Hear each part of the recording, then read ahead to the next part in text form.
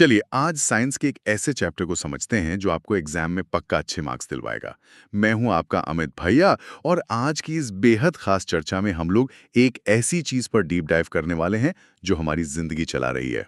और मैं हूं आपकी सुमन दीदी। सभी स्टूडेंट्स का आज के इस गहरे विश्लेषण में स्वागत है। आज हम बिहार बोर्ड क्लास 10 के साइंस सिलेबस का एक बहुत ही जबरदस्त चैप्टर कवर कर रहे हैं, ऊर्जा के स्रोत यानी सोर्सेज ऑफ एनर्जी। सही कहा। अब देखो, इस डीप डाइव की शुरुआत हम लोग एक बहुत ही बढ़िया और उलझा देने वाले सवाल से करेंगे। जब हम लोग छोटी क्लासेस में होते हैं तो हम सब ने थर्मोडायनामिक्स यानी ऊष्मागतिकी का एक रूल पक्का पढ़ा होता है। रूल कहता है कि energy can neither be created nor destroyed. हाँ, ऊर्जा संरक्षण का नियम। ऊर्जा को ना तो बनाया जा सकता है और ना ही नष्ट किया जा सकता है। यह बस एक रूप से दूसरे रूप में बदलती है। बिल्कुल। तो फिर एक बात बताइए, अगर इस पूरी दुनिया की, इस यूनिवर्स की एनर्जी हमेशा उतनी ही रहती है, कभी खत्म ही नहीं होती, तो फिर आजकल हम इतना क्यों सुनते हैं कि एनर्जी क्राइसिस आने वाला है, पेट्रोल खत्म हो जाएगा, कोयला खत्म हो जाएगा। हम डर किस बात से रहें जब एनर्जी डिस्ट्रॉय ही नहीं होती? ये बहुत ही शानदार सवाल है और हमारे आज के इस विश्लेषण का जो मेन मकसद है वो इसी पैराडॉक्स को समझना है। देखिए, एनर्जी डिस्ट्रॉय नहीं होती, ये 100% फैक्ट है। लेकिन यहाँ पर एक कॉन्सेप्ट आता है जिसे हम कहते हैं एनर्जी डिग्रेडेशन, यानी ऊर्जा का पतन। एनर्जी डिग्रेडेशन मतलब एनर्जी की क्वालिटी गिर जाती है। जैसे अगर मैं सर्दियों में एक गर्म पानी का ग्लास कमरे में रख दूं, तो थोड़ी देर में वो पानी ठंडा हो जाता है। पानी की जो हीट एनर्जी थी वो कमरे की हवा में मिक्स हो गई। एकदम परफेक्ट एग्जाम्पल दिया आपने। पानी की हीट कमरे में तो चली गई, एनर्जी वहां मौजूद जरूर है, लेकिन क्या आप उस बिखरी हुई एनर्जी को वापस इकट्ठा करके उस पानी को फिर से गर्म कर सकते हैं? नहीं ना। नहीं, वो तो पॉसिबल ही नहीं है बिना गैस जलाए। मतलब हम एनर्जी को खर्च नहीं करते, हम उसकी यूजफुलनेस को खर्च कर देते हैं। एग्जैक्टली हम यूजेबल फॉर्म ऑफ एनर्जी को अनयूजेबल फॉर्म में बदल देते हैं।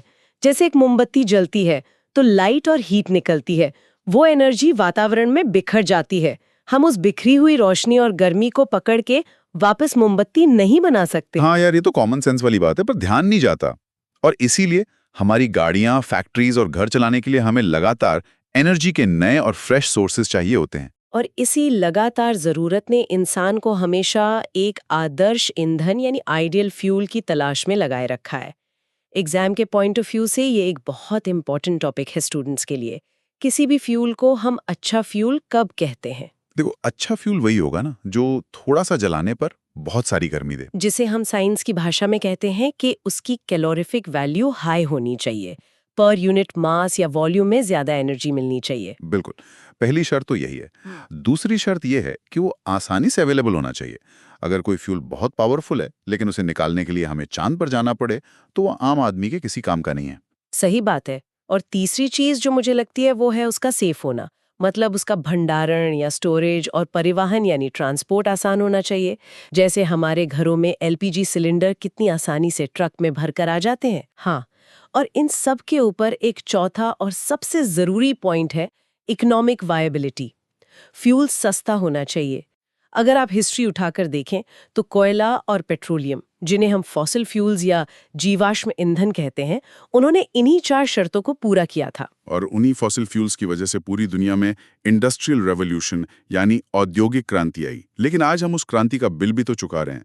जिस कोयले और तेल ने हमें आगे बढ़ाया, आज वही सबसे बड़ा सिरदर्द बन गए हैं पोल्यूशन की वजह से। ये उस विकास की कीमत है जो हम बिना सोचे समझे चुका रहे हैं।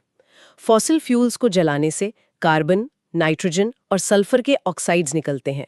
ये गैसेस हवा को जहरीला तो बनाती ही हैं, साथ ही ये एसिड रेन यानी अम्लीय वर्षा का सबसे बड़ा कारण है। और ग्लोबल वार्मिंग तो है ही। कार्बन डाइऑक्साइड की वजह से धरती का टेम्परेचर लगातार बढ़ रहा है।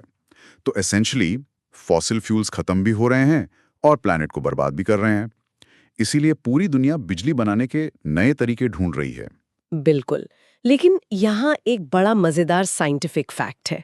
चाहे हम कोयला जलाएं या पानी का इस्तेमाल करें या न्यूक्लियर एनर्जी का, बिजली बनाने का जो बेसिक फंडामेंटल साइंस है वो लगभग हर जगह एक ही है। अरे हाँ, वो टरबाइन वाला कॉन्सेप्ट।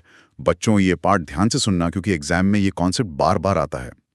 किसी भी पावर प्लांट में मेन काम होता है एक मशीन को घुमाना। जिसे हम टरबाइन कहते हैं। और इस टरबाइन के घूमने से डायनमो या जनरेटर चलता है जो मैकेनिकल एनर्जी को इलेक्ट्रिकल एनर्जी में बदल देता है। इसे थोड़ा और सिंपल घर वाले एग्जाम्पल से समझते हैं।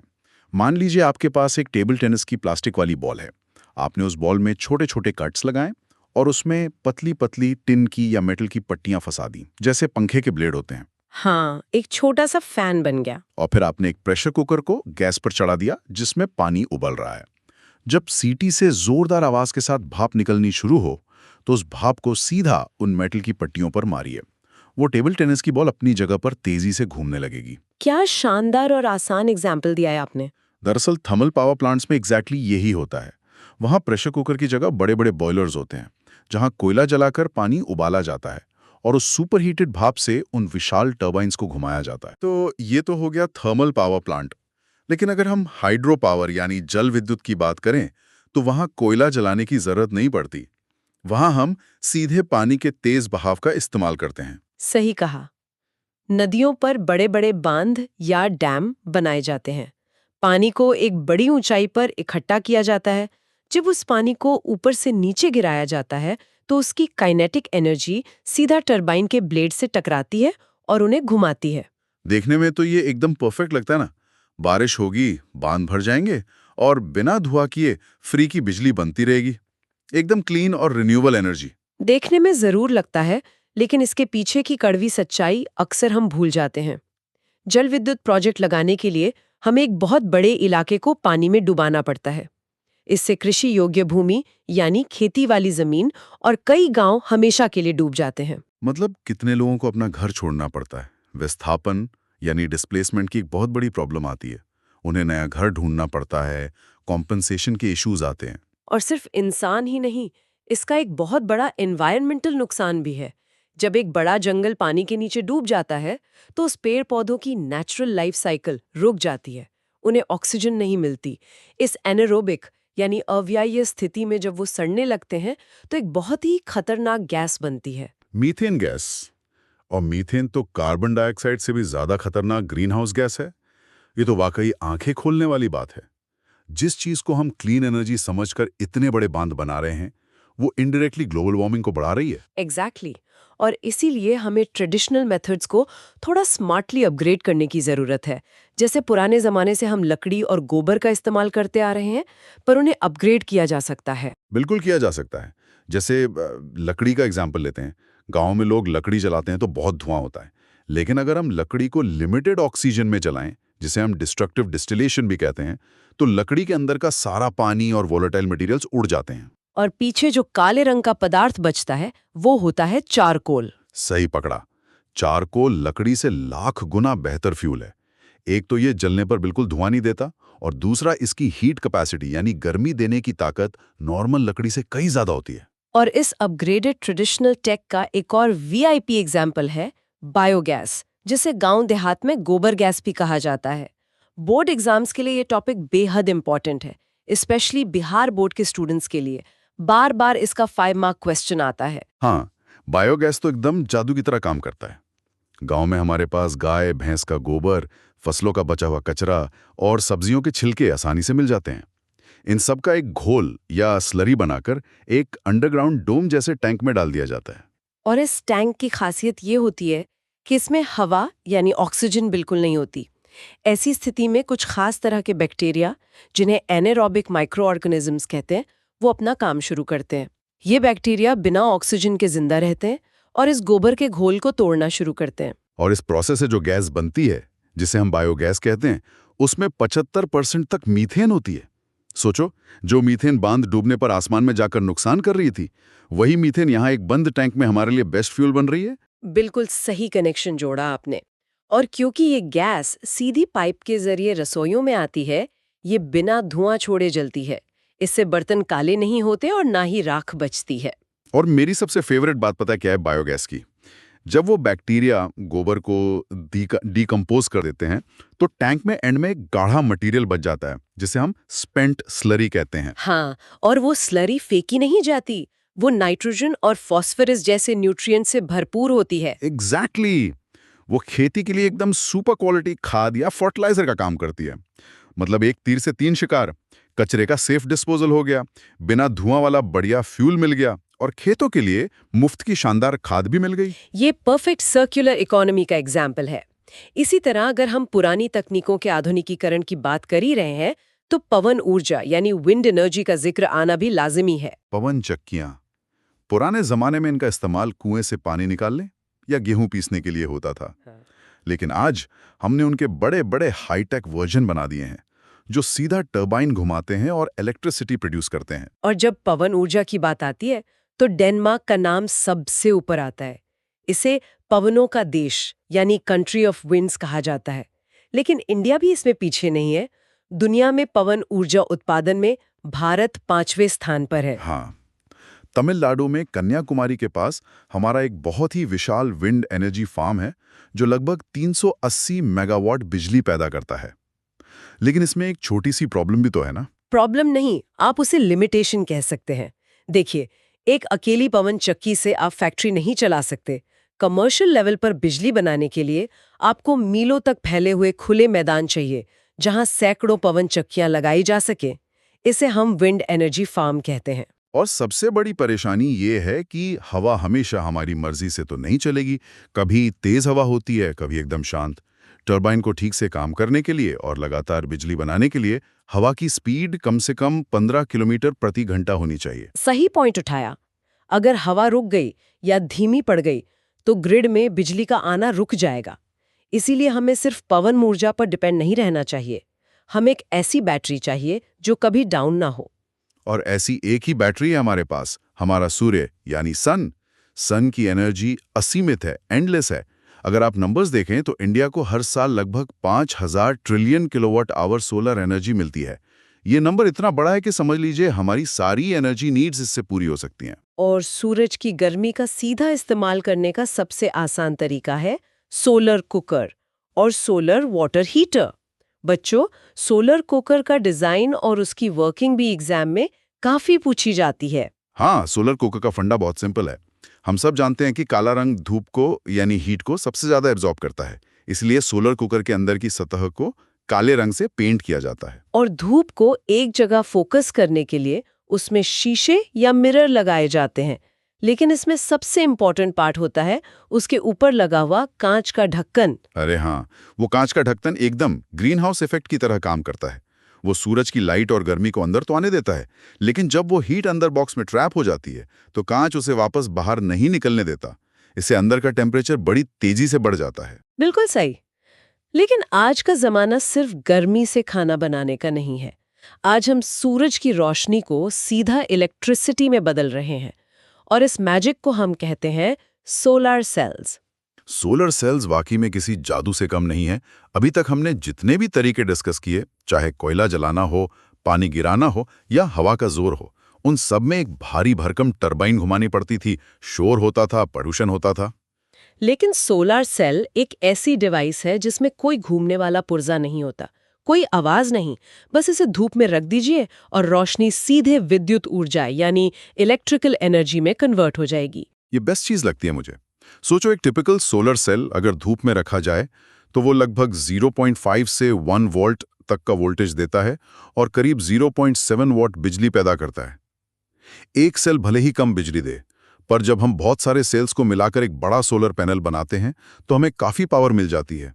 और इनकी इस नो मेंटेनेंस वाली खासियत की वजह से ही ये उन जगहों के लिए किसी वरदान से कम नहीं है जहां बिजली के खंभे या तार पहुंचाना पॉसिबल ही नहीं है, जैसे दूर दराज के पहाड़ी गांव या फिर स्पेस में, आसमान में जो हमारे सैटेलाइट्स चक्कर लगा रहे हैं या मंगल ग्रह पर जो रोवर उतरे हैं, वहां पावर प्लांट तो नहीं है ना, वो सब इन्हीं सोलर पैनल से चलते हैं। ये सोलर टेक्नोलॉजी हमें विकेंद्रीकरण यानी डिसेंट्रलाइजेशन का पावर देती है। आपको अपने घर की बिजली के लिए किसी दूसरे स्टेट के पावर प्लांट पर निर्भर रहने की जरूरत नहीं। आप अपनी छत पर सोलर पैनल लगाइए और आत्मनिर्भर बन जाइए। लेकिन एक मिनट, अगर ये इतना ही बढ़िया और आसान है तो फिर हर घर के ऊपर सोलर पैनल क्यों नहीं लगाए अभी तक? मैं बताती हूँ क्यों। क्योंकि ये काफी महंगा पड़ता है शुरुआत में। बिल्कुल, इसकी आर्थिक सीमाएं हैं। सोलर सेल्स बनाने के लिए जिस खास तरह के सोलर ग्रेड सिलिकॉन की जरूरत होती है, वो प्रकृति में आसानी से ऐसी प्योरिटी में नहीं मिलता। उस सिलिकॉन को प्योर करने का इंडस्ट्रियल प्रोसेस बहुत ही कॉम्प्लिकेटेड और महंगा है। और मैंने सुना है कि जब इन छोटे छोटे सोलर सेल्स को जोड़कर एक बड़ा पैनल बनाते हैं तो उन सेल्स को आपस में कनेक्ट करने के लिए चांदी यानी सिल्वर का इस्तेमाल होता है। सही सुना है आपने। चांदी इलेक्ट्रिसिटी की बेस्ट कंडक्टर है, इसीलिए उसकी वायरिंग होती है, जिससे लागत और बढ़ जाती है। लेकिन फ्यूचर में टेक्नोलॉजी सस्ती होने की पूरी उम्मीद है। खैर, आसमान से वापस धरती पर आते हैं। समंदर भी एनर्जी का एक बहुत बड़ा भंडार है। समंदर की लहरों में जो काइनेटिक एनर्जी होती है उसे हम वेव एनर्जी कहते हैं। लेकिन एक दूसरा कॉन्सेप्ट जो मुझे सबसे ज्यादा इंटरेस्टिंग लगता है वो है ओशन थर्मल एनर्जी कन्वर्जन यानी ओटेक। हाँ, ओटेक थर्मोडायनेमिक्स का एक और बेहतरीन एप्लीकेशन है। बच्चों, इसे ध्यान से सुनना। ओटेक में क्या होता है कि समंदर की ऊपरी सतह धूप की वजह से गर्म होती है, लेकिन अगर आप समंदर में 2 किलोमीटर नीचे जाएंगे तो वहां धूप नहीं पहुंचती और पानी ठंडा ठंडा ठंडा होता है। सही। अगर इस ऊपरी गर्म पानी और गहराई के ठंडे पानी के बीच लगभग 20 डिग्री सेल्सियस का डिफरेंस हो तो इस तापांतर यानी टेम्परेचर डिफरेंस का इस्तेमाल करके ओटेक प्लांट चलाया जा सकता है। और ये प्लांट चलता कैसे? जो ऊपर का गर्म पानी है उससे अमोनिया जैसे किसी वॉलेटाइल लिक्विड को उबाला जाता है। अमोनिया बहुत जल्दी भाप बन जाती है। वो तेजी से निकलती हुई अमोनिया की भाप सीधा टरबाइन को घुमाती है। और टरबाइन घूमने के बाद उस भाप का क्या होता है? यहाँ काम आता है गहराई का वो ठंडा पानी। पाइप के जरिए उस ठंडे पानी को ऊपर लाया जाता है और उससे अमोनिया की भाप को ठंडा करके वापस लिक्विड बना लिया जाता है। ये साइकिल लगातार चलता रहता है। क्या मस्त टेक्नोलॉजी है। और सिमिलर लॉजिक जमीन के अंदर से निकलने वाली गर्मी यानी जियोथर्मल एनर्जी पर भी लागू होता है। धरती के पेट में जो मैग्मा या पिघली हुई चट्टानें हैं, जब वो ऊपर आती हैं तो जमीन के पानी को भाप बना देती हैं। और वही भाप जमीन फाड़कर हॉट स्प्रिंग्स यानी गर्म चश्मों के रूप में बाहर निकलती है। अगर हम सही जगह ड्रिल करके पाइप डाल दें तो उस भाप से सीधा टरबाइन चलाया जा सकता है। लेकिन ऐसे स्पॉट्स दुनिया में बहुत कम हैं। सही कहा। तो अब तक हमने पानी, हवा, सूरज और धरती की बात कर ली, लेकिन अब हम एंटर करते हैं फिजिक्स की उस दुनिया में जिसने पूरे ह्यूमन हिस्ट्री को बदल कर रख दिया। न्यूक्लियर एनर्जी यानी परमाणु ऊर्जा। एल्बर्ट आइंस्टाइन का वो मशहूर फॉर्मूला तो सबको याद होगा, E=mc²। इस फॉर्मूला ने साबित किया कि मास और एनर्जी अलग अलग नहीं है, बल्कि एक ही सिक्के के दो पहलू हैं। मास को ऊर्जा में बदला जा सकता है। और यही होता है न्यूक्लियर पावर प्लांट्स में। जब हम यूरेनियम या प्लूटोनियम जैसे भारी तत्वों के न्यूक्लियस पर एक न्यूट्रॉन की तेज बौछार करते हैं तो वो न्यूक्लियस टूटकर हल्के न्यूक्लियस में बन जाता है। इस प्रोसेस को हम न्यूक्लियर फिजन यानी नाभिकीय विखंडन कहते हैं। और इस टूटने के प्रोसेस में शुरुआती मास और बाद के मास में थोड़ा सा फर्क होता है। जो थोड़ा सा मास गायब हुआ वो आइंस्टाइन के फॉर्मूला के हिसाब से एक ऐसी भयानक और विशाल ऊर्जा में कन्वर्ट हो जाता है जिसकी हम आम जिंदगी में कल्पना भी नहीं कर सकते। कल्पना करने के लिए मैं एक फैक्ट बताता हूँ। अगर आप कोयले का एक कार्बन एटम जलाते हैं तो जितनी एनर्जी मिलती है ना, उसके कंपैरिजन में यूरेनियम का सिर्फ एक एटम टूटने पर उससे 1 करोड़ गुना, जी हाँ 10 मिलियन टाइम्स ज्यादा एनर्जी रिलीज होती है। इस फ्यूल की एनर्जी डेंसिटी बेमिसाल है, लेकिन जहां इतनी बड़ी शक्ति होती है वहां खतरे भी उतने ही बड़े होते हैं। फिजन होने के बाद जो मटेरियल बच जाता है वो high level radio active based होता है। और ये वैसे कोई आम कचरा नहीं है। इसमें से निकलने वाली रेडिएशन इंसानों और पशु पक्षियों के डीएनए तक को तबाह कर सकती है। इस कचरे को हजारों सालों तक सेफ रखना एक बहुत बड़ा सिरदर्द है दुनिया भर की सरकारों के लिए। किसी भी तरह का लीकेज या रिएक्टर में कोई बड़ी दुर्घटना जैसे चेरनोबिल में हुई थी, पूरे शहरों को सदियों के लिए जीने लायक नहीं छोड़ती। इसी डर से सारी दुनिया के साइंटिस्ट इस न्यूक्लियर एनर्जी का एक ऑल्टरनेट ढूंढ रहे हैं, जिसे न्यूक्लियर फ्यूजन यानी नाभिकीय संलयन कहते हैं। हाँ, ये फिजन का एकदम उल्टा प्रोसेस है। फिजन में हमने भारी न्यूक्लियस को तोड़ा था।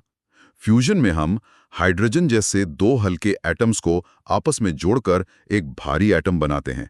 और पता है, हमारा सूरज और सारे तारे इसी फ्यूजन की वजह से अरबों सालों से चमक रहे हैं।